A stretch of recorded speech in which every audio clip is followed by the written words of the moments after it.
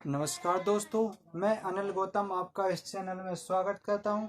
हम आज आपको लेकर आए हैं past indefinite tense. Past tense के बारे में हम आपको बताएंगे, जो आपके लिए अति महत्वपूर्ण टेंस है, क्योंकि इस टेंस से, पास्ट इंडेफिनिट टेंस से एक ना एक क्वेश्चन आपका एसएससी सीजीएल में जरूर आता है, जिसमें आप कंफ्यूज हो जाते हैं कि ये हमारा पास्ट टेंस का है या प्रेजेंट परफेक्ट कंटिन्यूअस टेंस का है। तो गाइस, सबसे पहले आप चैनल को सब्सक्राइब कर लीजिए, जिसने सब्सक्राइब ना किया हो। अगर आपका सब्सक्राइब रेड कलर में है तो आप सब्सक्राइब कर लीजिए, वरना आप सब्सक्राइब कर चुके हैं यानी सदस्यता ले चुके हैं। और गाइस, लाइक और शेयर जरूर करें ताकि आपको नोटिफिकेशन मिल सके, और जैसे भी हम वीडियो अपलोड करते हैं तो आपको नोटिफिकेशन मिल जाया करेगा और आप आसानी से सीख जाया करेंगे। तो आपका एसआई में इंग्लिश बहुत मोस्ट इम्पोर्टेंट होती है, क्योंकि इसके से बेस अच्छे क्वेश्चन आते हैं, तो आपको इंग्लिश आना जरूरी है। ये इंग्लिश आपके लिए 12th और हाई स्कूल यानी 8 से लेकर के 9th high school, 10th 11th हो सकते हैं, 12th तक के बच्चे इसको पढ़ सकते हैं। तो गाइस, हम आपको present independent tense, past independent tense के बारे में बता रहे हैं। तो गाइस, सबसे पहले चैनल को लाइक करें और सब शेयर कर दें। तो आपको बता रहे हैं present past indefinite past indefinite tense. तो गाइस, इसका हिंदी अर्थ क्या होता है? सबसे पहले तो ये पता होना चाहिए कि हमारा हिंदी अर्थ क्या होता है। इसके बाद इसका मतलब क्या होता है? तो इसका मतलब होता है, पास्ट इंडेफिनिट का मतलब होता है सामान्य भूतकाल, यानी सामान्य तरीके से भूतकाल। इसका प्रयोग कोई काम भूतकाल में सामान्य रूप से हो रहा है, इसका बोध यह बताने के लिए होता है कि इसका प्रयोग सामान्य रूप से कोई कार्य भूतकाल में हो रहा है, इसके लिए इसका प्रयोग किया जाता है। इसकी डेफिनेशन यही होती है कि जिन वाक्यों के अंत में लिया, दिया, खाया, पिया, रहा था, लिया था, पिया था, खाया था, इसी के बारे वाक्य आते हैं, तो समझो हमारा प्रेजेंट इंडेफिनिट टेंस होता है। तो गाइस, आपकी ये हो गई डेफिनेशन आपकी। इसमें एफर्मेटिव सेंटेंस, सॉरी गाइस, एक बार और बता दें। इसमें ईगो, एस्टरडे, इसमें ईगो, एस्टरडे, एगो, इसमें अगर आपका लास्ट में एगो, एस्टरडे,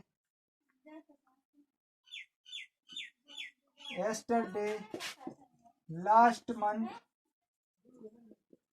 लास्ट वीक,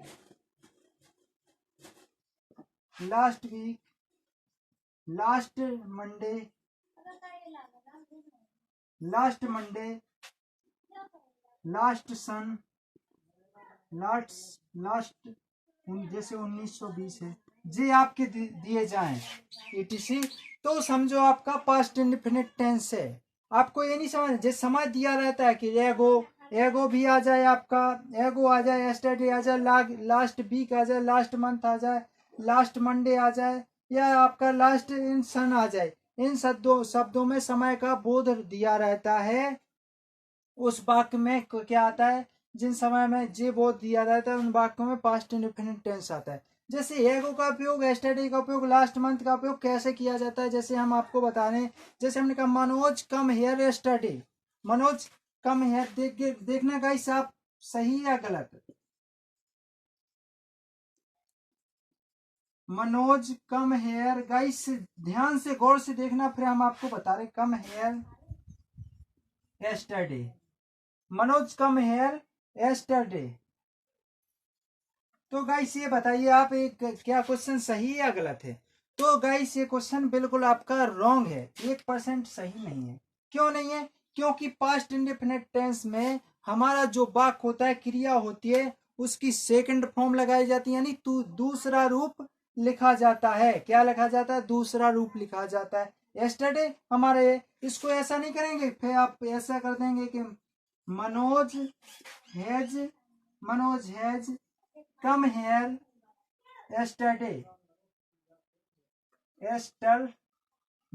तो आपका एस्टरडे, ये तो और भी रॉन्ग हो जाएगा, क्योंकि इसमें आपने एच का प्रयोग कर दिया। तो गाइस, ये बिल्कुल आपका रॉन्ग हो गया।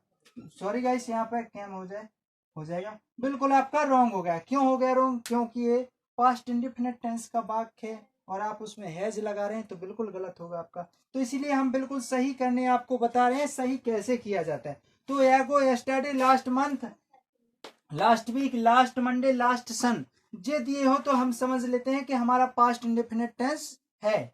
तो गाइस हम सबसे पहले आपको इसका रूल बता देंगे, फिर आपको क्वेश्चन के जरिए समझाएंगे आपको कैसा सही होता है, ये भी हम बताएंगे इसको।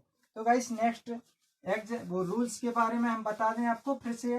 फिर तो गाइस इसमें एक बात होती है, एक बात प्रॉब्लम में आती है, प्रॉब्लम आती है एक जगह कि इसमें एफर्मेटिव यानी सिंपल सेंटेंस में तो क्रिया का सेकंड रूप लगता है, क्रिया का जो सेकंड रूप लगता है। इसके बाद जो हमारा निगेटिव इंट्रोगेटिव आता है और इंट्रोगेटिव निगेटिव आता है, उसमें हम डिड का प्रयोग करते हैं। किसका प्रयोग करते हैं? डिड का प्रयोग करते हैं। तो गाइस यही कंफ्यूज बच्चे हो जाते हैं और डिड को कई बच्चे डू को कई बच्चे सहायक क्रिया ना मानकर क्रिया मान लेते हैं, तो वहीं पर कंफ्यूज हो जाते हैं। इसका हमने वो बता दिया था। इसका मतलब क्या है? इसका बोध सामान्य रूप से भूतकाल में कार्य हो रहा है, इसका मतलब जो होता है।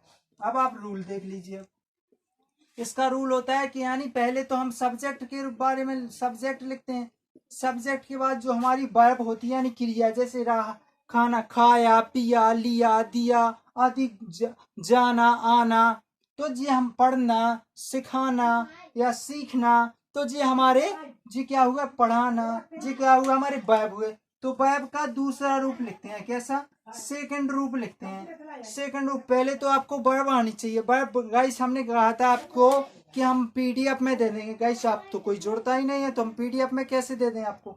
तो पीडीएफ आप जुड़ना, व्हाट्सएप नंबर से जुड़ना। जो भी पहली बार देख रहा है तो हमारे व्हाट्सएप नंबर से जुड़ना और बोलना सर पीडीएफ चाहिए या भाई पीडीएफ चाहिए, तो हम आपको पीडीएफ सेंड कर देंगे। आपको आपके फॉर्मूले की, इसकी यानी हर चीज की पीडीएफ हम दे देते हैं आपको। तो इसके बाद वर्ब, वर्ब के बाद हमारा क्या आता है? ऑब्जेक्ट। ऑब्जेक्ट के बाद हम अदर वर्ड लिख देते हैं। बस गाइस इसमें कुछ नहीं करना है, जो 4 वर्ड सीखना है, कुछ नहीं है।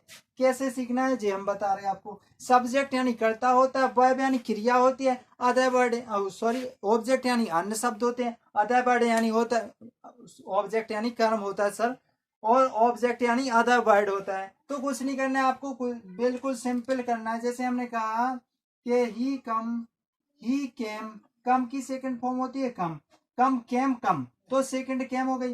ही came here, he came here yesterday. अब आपका ये बिल्कुल सही हुआ, यस्टरडे। तो गाइस ये आपका बिल्कुल क्लियर हो गया कि आपका जो टेंस बना है जो बिल्कुल आपका बिल्कुल इफेक्ट यानी परफेक्ट बन गया है। क्या बन गया? परफेक्ट यानी बिल्कुल पूर्ण बन गया है। इसलिए ही कम की सेकंड फॉर्म केम लगा दी, वर्ब की केम थर्ड फॉर्म, हेयर माने ही केम हेयर यस्टरडे, वो यहाँ, यस्टरडे यानी कल आया था, वह कल, वह यहाँ कल आया था। क्या बोल रहे जी? वह यहाँ कल आया था, वह यहाँ कल आया था।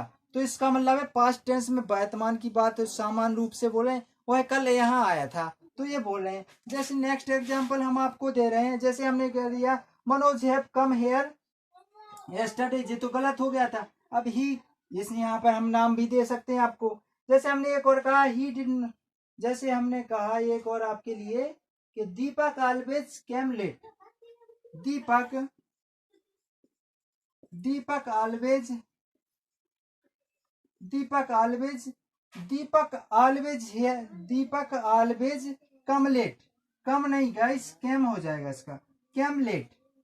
तो गाइस ये बताइए आप, दीपक हमेशा लेट आता था, लेट आता था, दीपक हमेशा लेट ऑलवेज हमेशा लेट आता था, दीपक हमेशा लेट आता था। तो दीपक ऑलवेज कम केम लेट, तो जी आपका जो ऑलवेज कम की सेकंड फॉर्म यहाँ केम लिख दिए। जैसे गाइस एक और हमने वाक्य लिया आपको लिखा, जैसे हमने कहा Sita, Sita did, Sita did this work. ये गाइस बहुत कंफ्यूज डाउट वाला क्वेश्चन होता है, डिड वर्क। तो गाइस ये हमारी सहायकिया नहीं है जो नेगेटिव में लगाते हैं कि डिड का उपयोग किया जाता है नेगेटिव में, वो नहीं है इसकी। ये सहायकिया हमारी गाइस क्या है? डिड की, डू की सेकंड फॉर्म होती है जो होती है डू डिड डन, क्या होती है, डू डिड डन। तो ये हमारी गाइस सेकंड फॉर्म है, डू की सेकंड फॉर्म है did. Sita did this bike, Sita ने अपना काम किया, सीता ने अपना काम किया यानी वो पूर्ण हो गया ना, तो भूतकाल की बात हो रही है कि सीता ने अपना काम किया था, बोल सकते हैं हम कि सीता ने अपना काम किया था। तो गाइस ये रहे आपके एग्जाम्पल। अगर कोई इनमें से डाउट हो आपको तो आप बता दीजिए, हम आपको आप देख लीजिए हमने बताया था इसका उपयोग होता है। अगर कोई आपको डाउट होता है तो आप कमेंट बॉक्स में लिख करके जरूर बताएं, हम आपको इससे भी बेसिक तरीके से और अच्छे तरीके से अंग्रेजी बता देंगे, अगर आपको ऐसे में समझ में नहीं आ रही है तब। वैसे आशा करता हूं तो आपको ये समझ में जरूर आ रही हो, क्योंकि हम लैंग्वेज भी हिंदी में बता रहे हैं आपकी, इसका वाक्य हिंदी में बता रहे हैं, इसको भी यूज हिंदी में करा रहे हैं। गाइस अगर जो भी इंग्लिश मीडियम का बच्चा हो वो हमें कमेंट बॉक्स में लिख करके जरूर बताए, तो हम उसके लिए अंग्रेजी में भी आपको समझा सकते हैं और बता सकते हैं। तो सीता डिड दिस बाइक यानी सीता ने अपना काम किया था। तो ये वाक्य हुआ हमारा पास्ट इंडेफिनिट का। जैसे हम नेगेटिव पे चलते हैं, हमारे जो एग्जाम्पल हो गया हमारा, अगर नेगेटिव पे चले इसमें भी हमेशा पास्ट टाइम को दो साथ साथ होने वाली क्रिया भी में बदलने की क्रिया को पास्ट इंडेफिनिट टेंस में, जी हम आपको बाद में बता देंगे क्या होता है आपको। तो गाइस हम नेगेटिव की ओर चलते हैं जी। तो हमारा सिंपल था, सिंपल के बाद हमारा जो नेगेटिव में आता है तो वो क्या आता है गाइस, तो नेगेटिव वाला विभाग हम समझ लेते हैं। तो गाइस आप सब्सक्राइब आप अपने फ्रेंड को सेंड कर दीजिए जो भी हाई स्कूल इंटर में पढ़ रहा है, हम उसका भी उस हाई स्कूल इंटर के भी आपके लिए वो ला रहे हैं, आपके सब्जेक्ट आपके लिए वो हम आपके लिए एक टाइम दे रहे हैं कि आपका जो सब्जेक्ट हैं आपके हिंदी मैथ अंग्रेजी यानी जो भी सब्जेक्ट हैं हाई स्कूल इंटर के, जैसे केमिस्ट्री भाई बायोलॉजी फिजिक्स इंग्लिश आपकी जे बहुत मोस्ट हैं, तो हम इनके इनके आपको चैप्टर ला रहे हैं। तो गाइस सबसे पहले आप सब्सक्राइब कर लीजिए, और आपके साथ ही जितने आपके बगल में भी कंपटीशन वाले जो हमारे भाई हैं या हमसे सीनियर हैं तो उनसे हम बोल रहे हैं कि वो अपने जो पड़ोस में नाइक वेयर जो अपने पड़ोस में छात्र रहते हैं हाई स्कूल इंटर के, तो उनको बता दीजिए कि इस चैनल पर आपकी पढ़ाई हो रही है बेशक तरीके से। जो टॉप पेरेंट ऐप्स है उससे भी हम मजबूत तरीके से आपको बता देंगे, आपका हाई स्कूल और इंटर का बैच बिल्कुल क्लियर कर देंगे, आपके सारे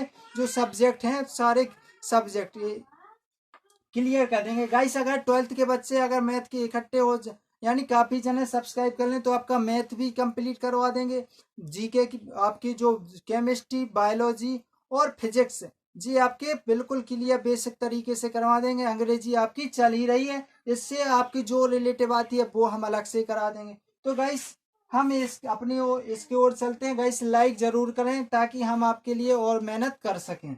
नेगेटिव सेंटेंस, नेगेटिव सेंटेंस का मतलब क्या होता है, नेगेटिव सेंटेंस, नेगेटिव सेंटेंस का मतलब हम आपको कई बार बता चुके हैं, इसका मतलब होता है नकारात्मक वाक्य या निषेधात्मक वाक्य। इसमें भी रूल होता है, इसमें रूल क्या होता है कि गाइस उससे सिंपल से और नेगेटिव से बहुत फर्क डिफरेंस होता है, यानी काफी डिफरेंस होता है जो रूल्स होता है इसका। इसमें सब्जेक्ट तो वही होते हैं, क्रिया वही होती है, लेकिन क्या होता है जो आपकी जो क्रिया का सेकंड रूप था वो फर्स्ट रूप में बदल जाता है। किस रूप में, फर्स्ट रूप में पहुंच जाता है। जो कैम लगा था हमने वो हम क्या लगा देंगे गाइस, यहाँ पर कौन सा हमने नेक्स्ट वो लिखा था, हाँ डिड, डिड का डू ही लिखेगा, तो कम का जो कैम का कम ही लिखेगा।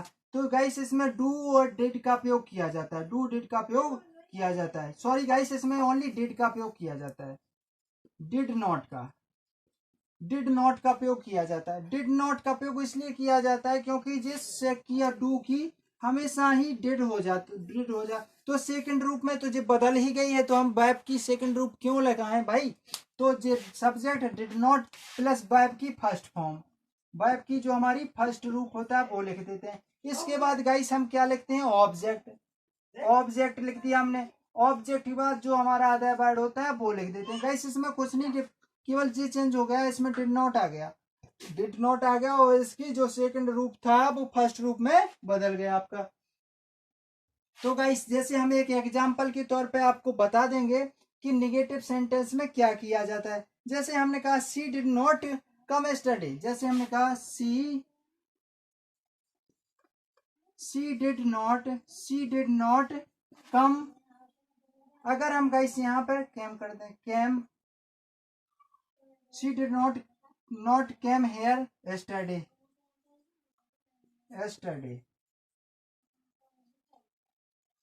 तो गाइस क्या आपका बिल्कुल सही आंसर हुआ? बिल्कुल आंसर आपका 1% सही नहीं है, 100% आपका इस आंसर रॉन्ग है।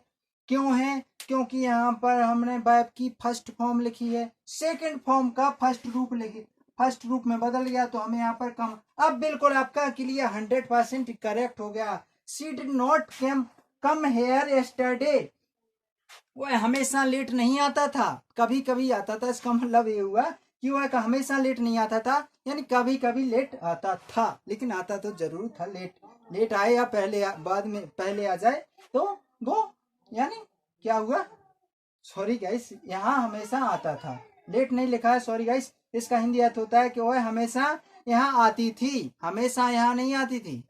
इसका हिंदी अर्थ हुआ, यहाँ कैम लगा दिया और इस डिड नॉट हटा दिया, तो उसका मतलब होता है हमेशा यहाँ आती थी।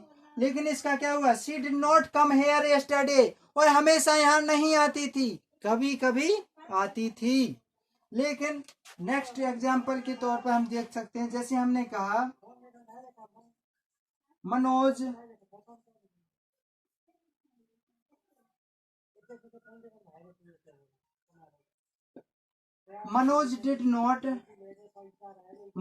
Did not this bike. अगर हम ऐसा कर दें दिस बाइक, तो क्या आपका आंसर सही है? क्यों? क्योंकि आप कहोगे सर जी डिड तो लगा दी है, भाई साहब आपने तो डिड लगा दी है, या भाई आपने तो डिड लगा दी है, तो सहायक किया इसमें और क्या लगेगी? तो गाइस इसमें एक आप गलती कर रहे हो, क्योंकि ये डिड सहायक क्रिया तो है, लेकिन जो हम क्या काम थोड़ी करना का है, मानो डू माने, तो यहाँ पर डू का उपयोग जरूर करेंगे। क्यों करेंगे? कि Manoj did not do this bike, Manoj ने यह कार्य नहीं किया था, मनोज ने अपना कार्य नहीं किया था, यह बोल सकते हैं कि मनोज ने अपना कार्य नहीं किया था। तो गाइस ये रहे आपके निगेटिव सेंटेंस के एग्जाम्पल। अगर गाइस नहीं समझ में आए तो आप कमेंट बॉक्स में लिख करके बताइए हमको। एक एग्जाम्पल के तौर पे हम और बता रहे हैं आपको, जैसे हमने कहा कि आई डिड नॉट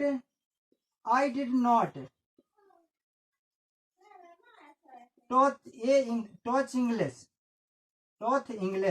यानी वो है, यानी मैं अंग्रेजी नहीं पढ़ाता था, फिलहाल अब मैं अंग्रेजी नहीं पढ़ाता था, अभी पढ़ा रहा हूं, लेकिन मैं अंग्रेजी नहीं पढ़ाता था, इसका मतलब ये हुआ।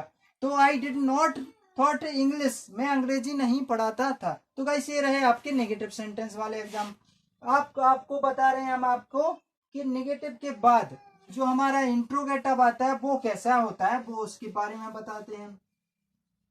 गाइस अगर चैनल वो अच्छे क्वेश्चन, ये इंग्लिश बढ़िया लग रही हो, तो गाइस सब्सक्राइब जरूर कर लें, और अपने साथियों को जो हाई स्कूल इंटर में पढ़ रहे हैं उनको जरूर बता दें कि इस चैनल पर हम, या इसी चैनल पर आपको पढ़ाएंगे, आपकी इन्फॉर्मेशन दी जाएगी इसी चैनल पर, इसलिए इस चैनल को सब्सक्राइब जरूर कर लें। और नेक्स्ट चैनल पर भी हम आपको हाई स्कूल इंटर के, यानी उसमें तो हम 8 से बताएंगे, हर सब्जेक्ट आपका 1-1 घंटे के लिए लिया जाएगा, आपका जो 1 घंटे के लिए लाइव आऊंगा मैं और आपको पढ़ाऊंगा। तो गाइस आपकी सपोर्ट ही हमारी ताकत है, तो आप सब्सक्राइब और लाइक जरूर करते रहें और शेयर करते रहें, ताकि हमको भी मोटिवेशन मिलता रहे, तो हम आपको पढ़ाने में कोई निसंकोच रहे। हम जैसे हम कहें इंट्रोगेटिव, हमारा sentence interrogative sentence, interrogative sentence का मतलब क्या होता है गाइस? इसका मतलब होता है प्रश्नवाचक वाक्य। क्या होता है? प्रश्नवाचक वाक्य या क्या वाले वाक्य बोला जाता है, इनको क्या बोला जाता है? प्रश्नवाचक वाले वाक्य या क्या वाले वाक्यों को बोला जाता है। जैसे इसका भी रूल होता है गाइस, क्या रूल होता है? रूल क्या होता है? जो आपका रूल होता है इसमें होता है क्या कि सबसे पहले डिड का प्रयोग किया जाता है इसमें, किसका? डिड, फिर सब्जेक्ट का प्रयोग किया जाता है, आपका सब्जेक्ट, फिर आपका क्या किया जाता है गाइस, यहाँ सी होती है सब्जेक्ट। तो सब्जेक्ट के बाद क्या है आपका, इसमें नोट का उपयोग नहीं किया जाता क्योंकि केवल सिंपल इंट्रोगेटिव है। तो आपका जो वर्ब होती है, जो वर्ब का फर्स्ट रूप लिखा जाता है इसमें। फर्स्ट के बाद आपका ऑब्जेक्ट होता है, जो आप ऑब्जेक्ट लिख देते हैं। इसके बाद ऑब्जेक्ट के बाद आप अदर वर्ड लिख देते हैं और क्वेश्चन मार्क को लगा देते हैं। क्या है गाइस इसका एग्जाम्पल, क्या है गाइस एक बार और समझ लीजिए। डिड सब्जेक्ट वर्ब की first form object plus OBC O W यानी अदर वर्ड और क्वेश्चन मार्क। जैसे मैंने कहा इसको गाइस गलती रॉन्ग नहीं, पहले हम सही बता रहे हैं फिर रॉन्ग बताएंगे, आपको छांटना है। Did she open door, open the door या डोर, ओपन द डोर। तो गाइस ये आपका सही हुआ क्या, बिल्कुल सही नहीं हुआ, आपका 100% गलत है क्योंकि हमने क्वेश्चन मार्क नहीं लगा। क्वेश्चन मार्क आप बिल्कुल आपका सही है क्योंकि इसने कहा क्या वह दरवाजा खोलती थी, क्या वह दरवाजा खोलती थी। तो did she open the door, did she open the door, क्या वह दरवाजा खोलती थी, did she open the door. Next है जैसे हमने कहा did he sing a song, did he sing song और क्वेश्चन मार्क, क्या वह गीत गाती थी, did she sing song, did she sing song, क्या वह गीत गाती थी। किसी से पूछा है मैंने, कैसे किसी के बारे में पूछ रहे हैं तो उससे यही कहेंगे कि डिड सी सिंग सॉन्ग, क्या वह गीत गाती थी। या ये ऐसे कहते हैं did she singers, did she singers, या वह गायिका थी, क्या गायिका थी, तो वो ऐसा बोल सकते हैं। जैसे हमने कहा एक एग्जाम्पल है did did she singers S J comma में लगाएगा, इस कोमा लगाए, क्या वह सिंगर थी, क्या वह गायिका थी, क्या वह गायिका थी। तो हम यहाँ पर जी एग्जाम्पल के तौर पे हमने बता दिया आपको कि इंट्रोगेटिव सेंटेंस का मतलब क्या होता है, प्रश्नवाचक या नकारात्मक वाक्य। डिड सब्जेक्ट प्लस वर्ब की first form object plus object plus other word और हमारा क्वेश्चन मार्क। इसके बाद क्या है, did she open the door, वह दरवाजा खोलती थी, क्या वह दरवाजा खोलती थी। डिड सी सिंग सॉन्ग, वह क्या वह गीत गाती थी। डिड सी सिंगर्स, यानी वह गायिका थी। तो गाइस ये रहा हमारा इंट्रोगेटिव का परिचय। अब इसके बाद हम इंट्रोगेटिव नेगेटिव का परिचय आपको करा रहे हैं इसी में। गाइस हम आपको आज लोधी वंश का चैप्टर है जो आपका पूरा कर देंगे क्योंकि गाइस हमने कल जो अंग्रेजी का सैयद वंश और हमारा जो खिलजी वंश था, तुगलक वंश था, वो पढ़ाते पढ़ाते हमारी जो इलेक्ट्रिशियन यानी लाइट चली गई थी, इलेक्ट्रिक की लाइट चली गई थी, उससे हम पूरा यानी थोड़ा बहुत रह गया था हमारा, तो उसके बारे में भी हम डिस्कशन कर देंगे। और गाइस वो चैप्टर है वो नाइट में ही आपको शो करेगा क्योंकि उसमें केवल आपको जो आपकी जो ब्राइटनेस होती है जो आपकी मोबाइल की, उसको आपको पूरा खोलना पड़ेगा। जो लाइट होती है आपकी मोबाइल की उसको पूरा खोलना पड़ेगा, तब आपको जाकर के वो उसका प्रयोग कर पा। ये जो उसकी पीडीएफ हमने आपको डिस्कशन बॉक्स दिया है, उसमें व्हाट्सएप नंबर है, उस पर क्लिक कीजिए, मैं पीडीएफ आपको जरूर दूंगा। तो गाइस पीडीएफ पाने के लिए व्हाट्सएप नंबर पर हमारे क्लिक करें और बोलें कि भाई हमको पीडीएफ चाहिए इस चीज की, तो हम आपको पीडीएफ बिल्कुल दे देंगे। इसकी पीडीएफ पहले बनाते हैं गाइस, फिर हम इसको आपको पढ़ाते हैं क्योंकि पीडीएफ बना लेते हैं, फिर आपको जो आपका वीडियो होता है वो अपलोड होता है। तो इसके बाद हम इंट्रोगेटिव नेगेटिव बता रहे हैं। Interrogative negative sentence, interrogative negative sentence, इसका हिंदी अर्थ होता है गाइस प्रश्नवाचक व नकारात्मक वाक्य होता है। इसका हिंदी अर्थ क्या होता है, प्रश्नवाचक व नकारात्मक वाक्य होता है। तो इसका गाइस इसका प्रश्नवाचक और नकारात्मक वाक्य होता है, इसके बारे में भी हम डिस्कशन कर रहे हैं। तो आप रूल देख लीजिए। सबसे पहले आपको ये रूल आने लगा यानी जिसको बोलते हैं फॉर्मूला, ये आने लगा तो आप बिल्कुल बेसिक से अंग्रेजी सीख जाएंगे। अंग्रेजी कोई कठिन नहीं है, अंग्रेजी लैंग्वेज बहुत सरल है, समझ में आ जाए बहुत सरल है। तो इसका पहला रूल होता है कि जो डिड का उपयोग तो हम करते ही हैं, नॉट का उपयोग अभी नहीं किया जाता है, सब्जेक्ट के बाद करेंगे। इसमें हम डिड सब्जेक्ट प्लस फिर करेंगे हम नॉट का प्रयोग। Did subject plus not plus verb है, जो वर्ब का फर्स्ट फॉर्म लिख देंगे हम। फिर इसके बाद ऑब्जेक्ट लिख देंगे हम। ऑब्जेक्ट के बाद फिर अदर वर्ड लिख देंगे। फिर हमारा जो क्वेश्चन मार्क होगा वो होगा। तो गाइस ये सीख लीजिए गाइस, हम थोड़ा जलपान कर लें।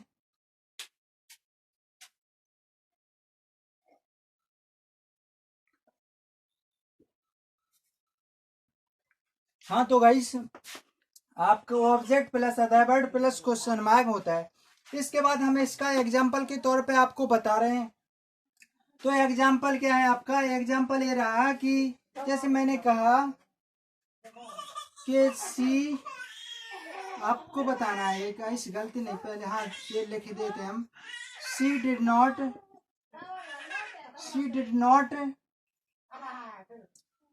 नॉट कम टू लेट, और question mark.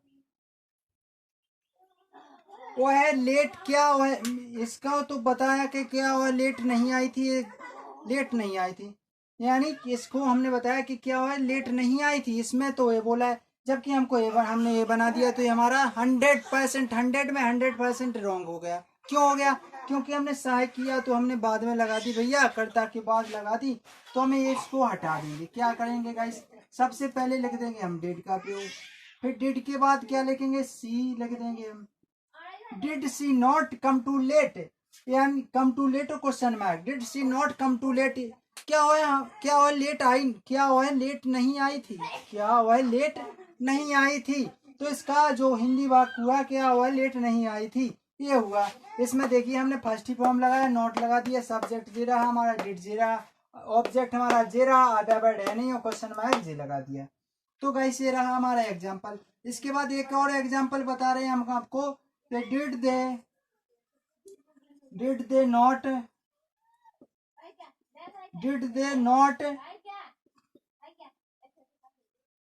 Teach English, math बोल देते हैं हम, पढ़ा लेते हैं, अच्छा पढ़ा लेते हैं। टीच मैथ, यानी क्या वे मैथ पढ़ाते, क्या वे मैथ नहीं पढ़ाते थे।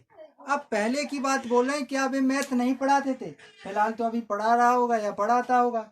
तो क्या वे मैथ नहीं पढ़ाते थे, सामान्य बात हो रही है, किसकी? पास्ट इंडेफिनिट टेंस में हो रही ना, कि क्या वे मैथ नहीं पढ़ाते थे, टीच माने पढ़ाना भैया। तो जी हमारा एक एग्जाम्पल हुआ। इसके बाद एक और एग्जाम्पल बोल रहे हैं, जैसे हमने कहा डिड बी नॉट, जैसे हमने एक एग्जाम्पल और बोला, did we not play cricket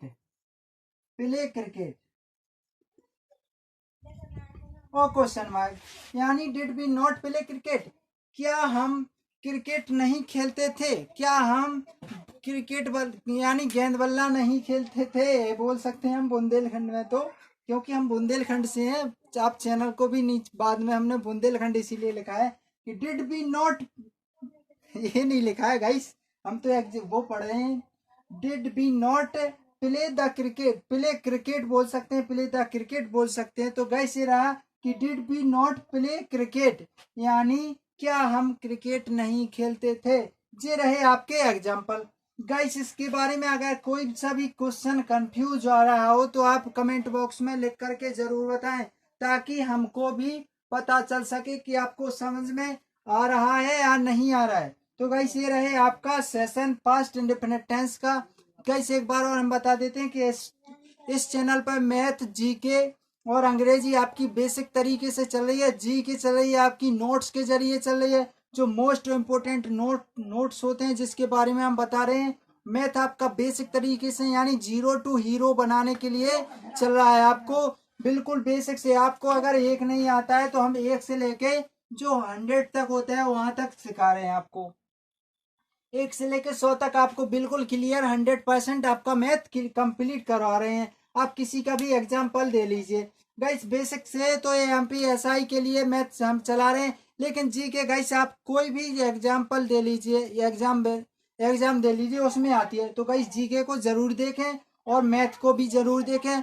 guys video को पूरा देखना जरूरी है, क्योंकि आपको जब तक पूरा नहीं देखोगे, जब तक आपको क्लियर समझ में नहीं आएगा, चाहे आप मेरा चैनल देख रहे हो या आप किसी अन्य का चैनल देख रहे हो, तो गाइस आप सबसे पहले वीडियो को पूरा देखना जरूरी है। आप जितना टाइम इसमें यानी टाइम दोगे उतना ही आपको ज्यादा आ जाएगा। गाइस जहां समझ में ना आ जाए आए वहां कमेंट बॉक्स में लिख करके मुझे बताना। और गाइस जहां भी हो तो वीडियो रोक कर लिख लेना, जैसे मैं जल्दी मिटा देता हूं तो गाइस वीडियो रोक करके भी आप लिख सकते हैं। तो गाइस ये रहा आज का सेशन। आप सबसे पहले हम हमारे चैनल को लाइक कर दें और शेयर कर दें ताकि हमको मोटिवेशन मिल सके, और शेयर करें अपने भाइयों दोस्तों को भी जोड़ लें ताकि वो उनको भी इसके बारे में पता चल सके कि अंग्रेजी, मैथ और जीके यहाँ अच्छी कॉन्सेप्ट तरीके से हम करा रहे हैं आपकी। तो गाइस ये रहा है आपका सेशन। गाइस लाइक जरूर कर दें। जय हिंद दोस्तों।